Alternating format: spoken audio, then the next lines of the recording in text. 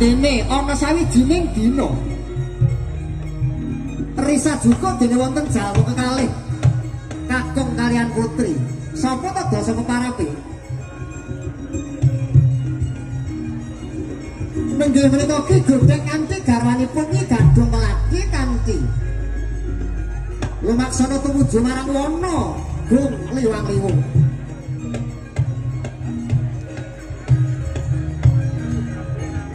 Kanthi ngasta tenong kinarya wadah gogek kangge sangunipun nggih babat punang wana.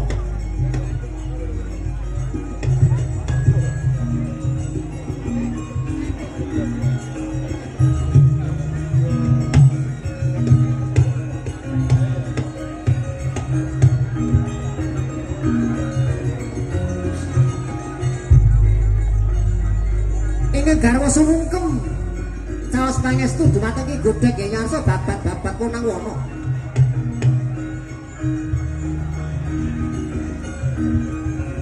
Monggo Ki keparungan babat wana menika kagem padusunan nggih Ki. Ya Nyai, ayo. Si Ade tak larangake tak papanake ana ing tepes uringe wana kene pun kakang bakal babat punang wana.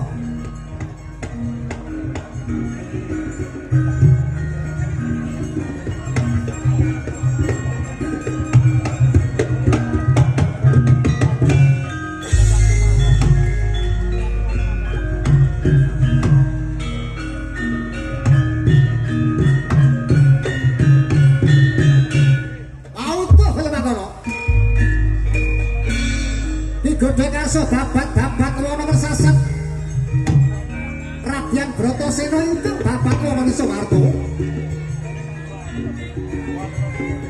angulataken wonten kajeng kalih perkawis ingkang sampun asa binubut dening Ki Godheng sinepangasta kanan suwana kiri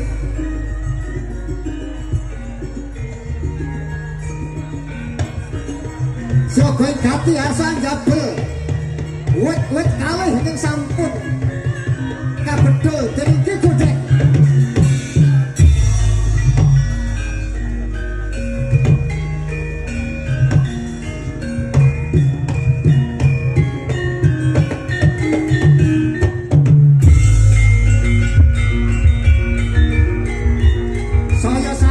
Saya sengkut anggene babat wana kinarya padusunan Ki Godheng kali kesewana.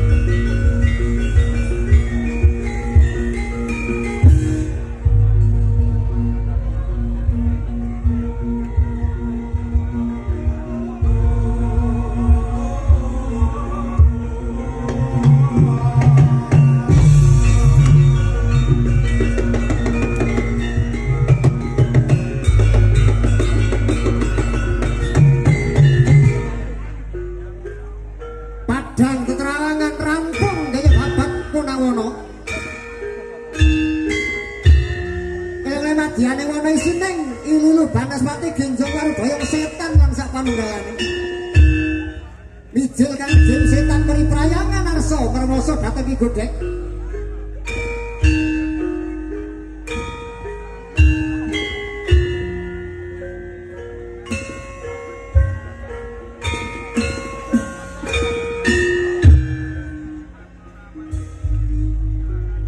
Manik warna soleng para jin setan Periprayangan arsa mermoso dhateng Ki Godheng.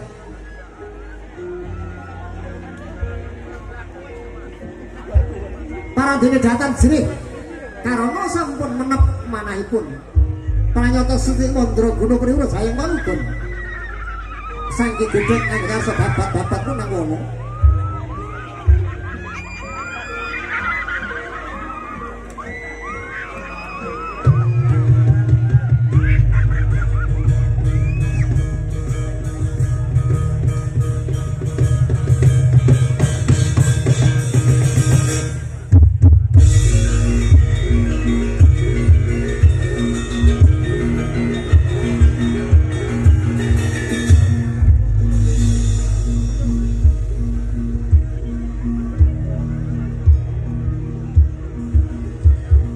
saking katebian ki godhek ngulakaken arsa werwasa arsa nyingkiraken lembut kula wau.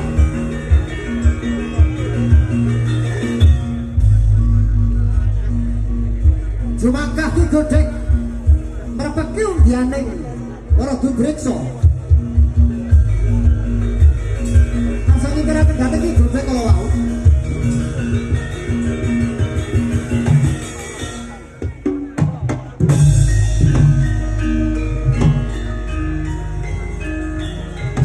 Moko sawiji bubar mawon salam tunjang.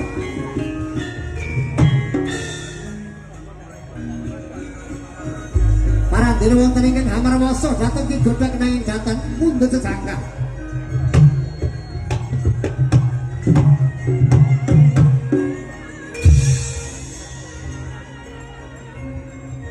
Nanging wonten pitataning para jin ingkang taksih arsa ngridu dhateng ki godhek parangidatan jrih ing samukawis.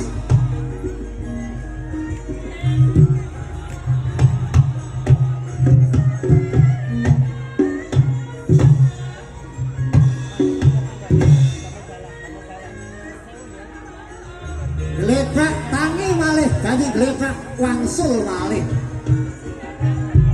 Temunten ki godhek matekaji pamungkas arsa nyingkiraken Ponang Dumreksa sigra wangsul dhateng papanipun sewang-sewang.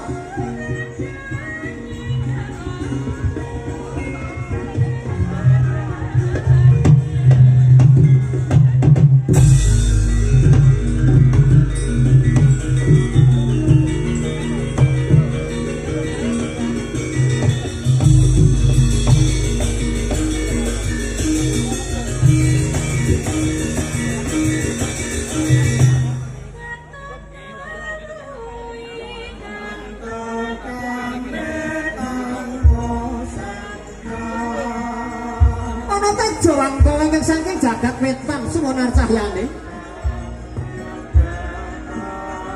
persasa tejo wangko ingkang widya saking jagat wetan menika dudu tejo wangko sewantah.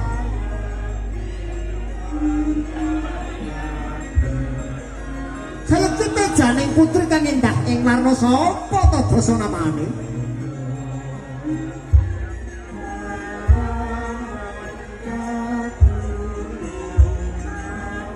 Putri saking Kediri kang awasta Dewi Sekartaji.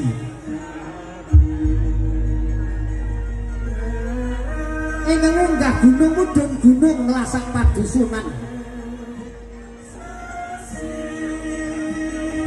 Asaka padiwan garwanipun ingkang peparap nenggih.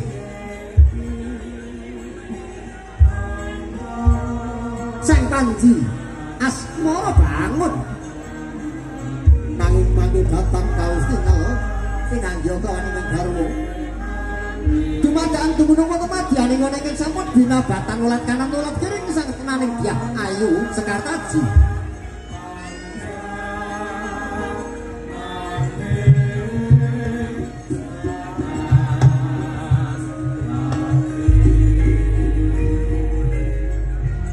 Sang kayuning sang Dewi Nganti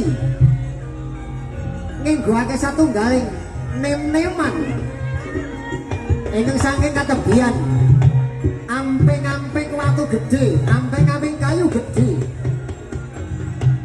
Arsa anyelaki punang putri kawa sapa to basa namane? Aniki sang Sukonandi kanthi ngasta klapa muda kinari arsa kaparingaken dhateng sang putri kala wau.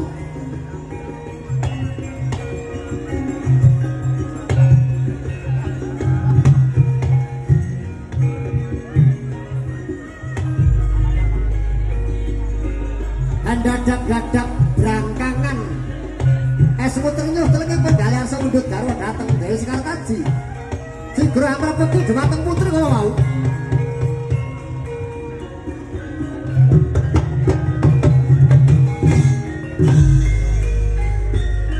Mulat sang Nyi Gadung Melati sigra nyelametaken dhateng Dewi Sekartaji kakanthi kasingetaken wonten papan sekawit.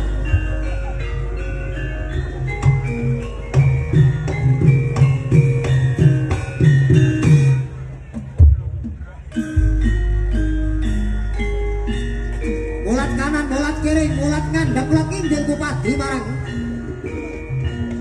Icaling putri Des Kartadi Sang Sukonandi Duko Yayasin Mimpi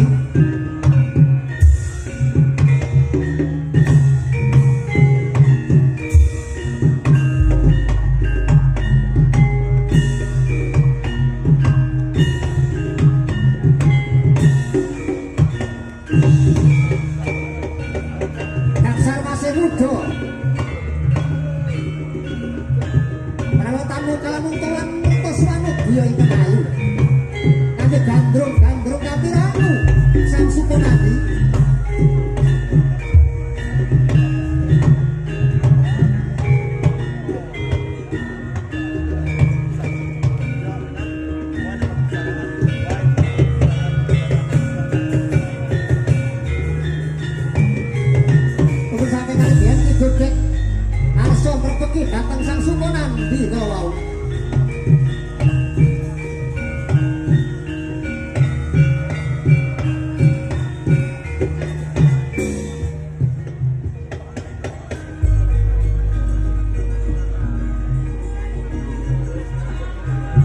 Di sana mandek dhisik. Dene durung sawetara swenggon, babat-babat. Wong iki mau. Kok banjur ana kanoman pawongan. Kaya gandrung-gandrung kabeh rawe gidro-gidro ngalas. Sopo pemarapmu? Tambuh marang aku Sukonandi. Sukonandi, yo. Lah kowe? Aku Ki Godhek. Godhek Ki Godhek. Oh iya Ki Godhek. Ana wigati apa dene kowe mapan ana Madinah. Ngerti yo? Aku mau kene ana putri sang kang ayu-ayu, putri kang ayu sawiji. Nanging bareng tak celaki kok ilang. Mesti sing ilangke kowe iki. Ora pisan-pisan aku ae lagi wae teko. Sing ayo ditata dirembug sing apik. Ayo rembugane papan kono aja di gawe gerdah. Yo yen ngono ayo.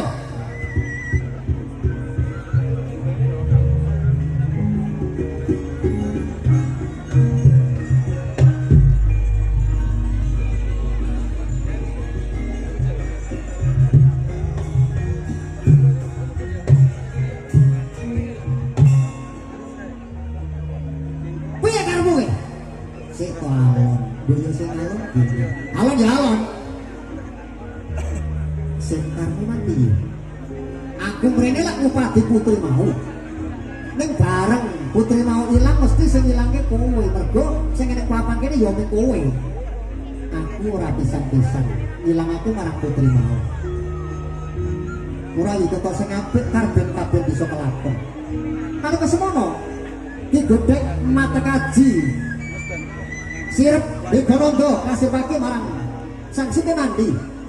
Satemas tilem sang Sukonandi.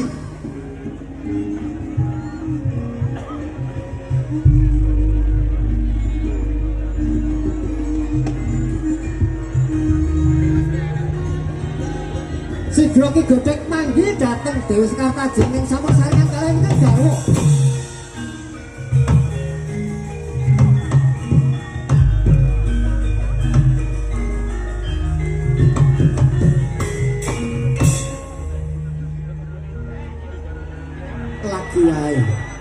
Nyai, aku kelawan seliramu gone babat-babat lono durung nganti rampung. Iki kok ana putri kang indah ing warna. Iya Pakne coba takonono. Iya. Bocah wadon. Tak takon dhisik. Panjenengan iki sapa asmane? Lan saka ngendi arep ngendi? Iya gue tambuh marang aku. Saturune aku bloko marang seliramu. Aku ndak takon dhisik seliramu ki sapa. Aku Ki Godhek dene garwaku iki gadung melati.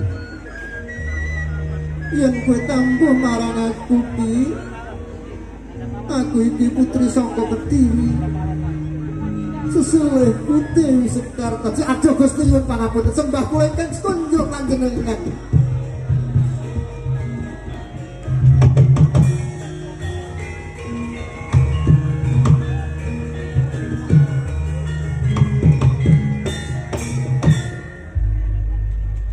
Ndak tampa sembahmu sekarone.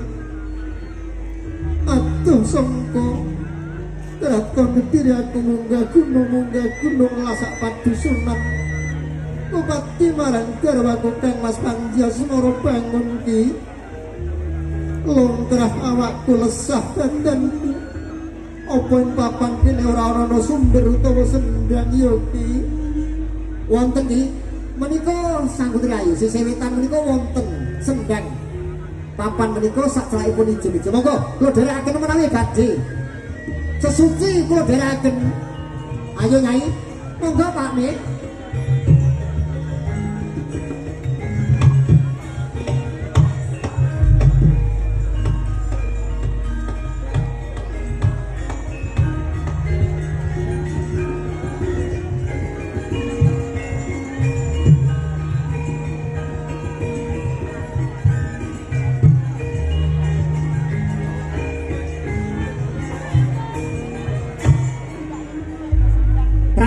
Yaning sendang sekar rikala semantu sigra sesuci sang Dewi Sekar Taji kanthi hanyawuk tirta ingkang kinarya kangge sesuci dhateng badanipun cinawuk wangsul sigra asrep sekeca badanipun sang Dewi Sekar Taji sigra apunajeng kaliyan digodhek kelawan ingkang garwa mangkono pangandikannya digodhek lan Nyai rumangsa sumiyah penak badanku sawise aku ubar sesuci nanging ana lho ing kahanan yen kene ya iku ana gondarom gandaning sekar sak gunggur-gunggur kumati marang garwaku ya ki yen lemu babat alas mesuk dadi padusunan sineng sejagat saisine jenengna dusun Sekar kula sokaken Nyai. Ayo Nyai dieling-eling desa Sekar.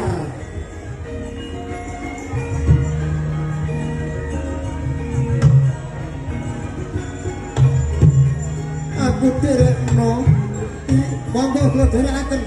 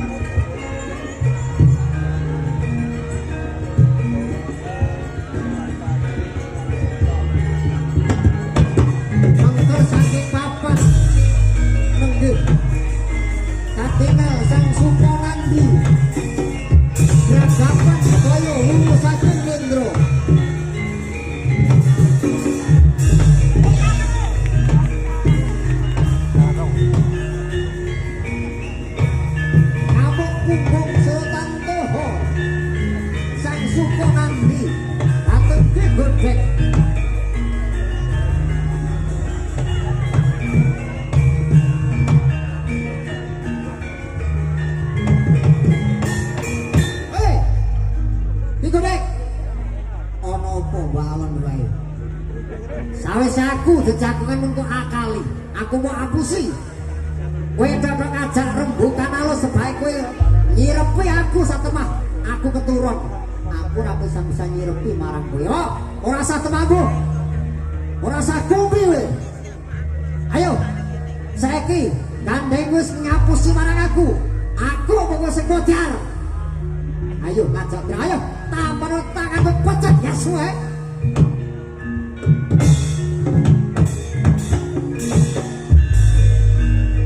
Yudo kekalihipun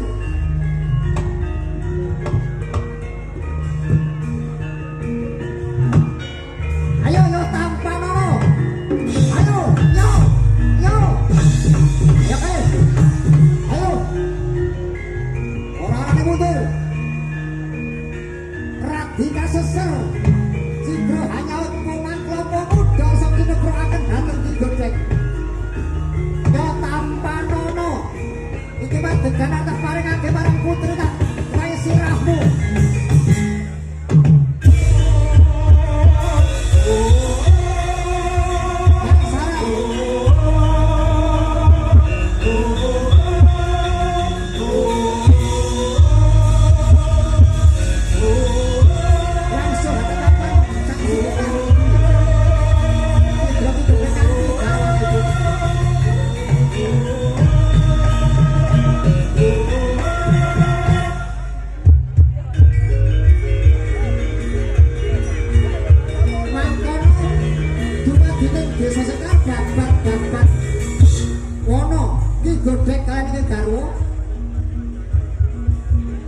berasa langsung dumateng papan sekali.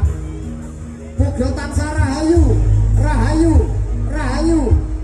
Sekar adil makmur jujur sepulur salamino.